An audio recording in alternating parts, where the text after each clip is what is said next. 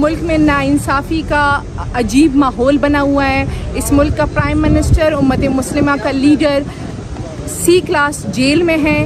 بنیادی سہولتیں انہیں نہیں دی جا رہی, آئینی سہولتیں انہیں نہیں دی جا رہی, اور یہاں انصاف کی گیند ایک عدالت سے دوسری عدالت پھینکی جا رہی ہے. ہم انصاف کے لیے اس ملک کے ہر انصاف کے دروازے تک جائیں گے اور ہر حال میں ریلیف لیں گے. آج یا کل یا پرسوں خان صاحب اٹک سے رہا ہو جائیں گے. دشمن چاند تک پہنچ گیا ہے اور ہم لوگ ایک عدالت سے دوسری عدالت جا رہے ہیں. تو آپ کو کیا لگتا ہے یہ ملک ترقی کر سکتا ہے ایسے حالات میں؟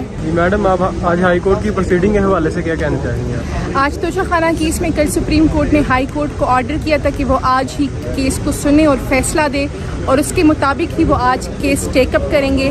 لیکن ایز یوزول اسلام آباد ہائی کورٹ نے کیس کو ڈیلے کرنے کی, لنگر آن کرنے کی ہر ممکنہ کوشش کی, اور جیسے ہی سپریم کورٹ نے کہا کہ وہاں پہ ابھی آرگومنٹ چل رہے ہیں, ہم نیکسٹ ڈیٹ دیتے ہیں, تو اگلے ہی لمحے انہوں نے بھی پوسٹ پون کر دیا.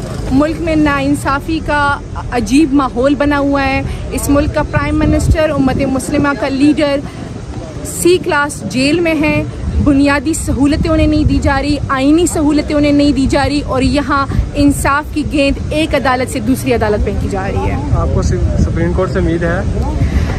ہمیں اس ملک کی ہر عدالت سے امید ہے, لیکن چونکہ اسلام آباد ہائی کورٹ کے چیف جسٹس کے خلاف خان صاحب نے خود عدم اعتماد کا اظہار کیا ہے, تو ان کے علاوہ ہمیں اس ملک کے ہر جج سے امید ہے, ہر عدالت سے امید ہے, اور ہم انصاف کے لیے اس ملک کے ہر انصاف کے دروازے تک جائیں گے اور ہر حال میں ریلیف لیں گے. آج یا کل یا پرسوں خان صاحب اٹک سے رہا ہو جائیں گے. ویسے جو وکلا حضرات ہیں وہ کہتے ہیں کہ یہ جو جس طرح کا کیس ہے خان کی, یہ پہلے نوٹس پہ یہ عام آدمی کا بھی جو کیس ہوتا ہے وہ پہلے ہی نوٹس پہ پریلیمنری میں اڑ جاتا ہے. لیکن میں نے آپ کو بتایا نا کہ جس طرح خان صاحب نے عدم اعتماد کا اظہار کیا ہوا ہے عامر فاروق صاحب پہ, تو اسی پروسیس کو کنٹینیو رکھتے ہوئے وہ اس کیس کو لنگر آن کرتے جا رہے. آج اس بات پہ ہے کہ جی اسٹیٹ کو نوٹس نہیں ایشو ہوا, تو اسٹیٹ کو نوٹس ایشو کرنا بھی ان کا کام ہے, باقی بھی ان کا کام ہے. لیکن اس ملک میں عجیب ناانصافی ہو رہی ہے, اور اس ملک جو کہتے ہیں نا دشمن چاند تک پہنچ گیا ہے اور ہم لوگ ایک عدالت سے دوسری عدالت جا رہے ہیں. تو آپ کو کیا لگتا ہے یہ ملک ترقی کر سکتا ہے ایسے حالات میں؟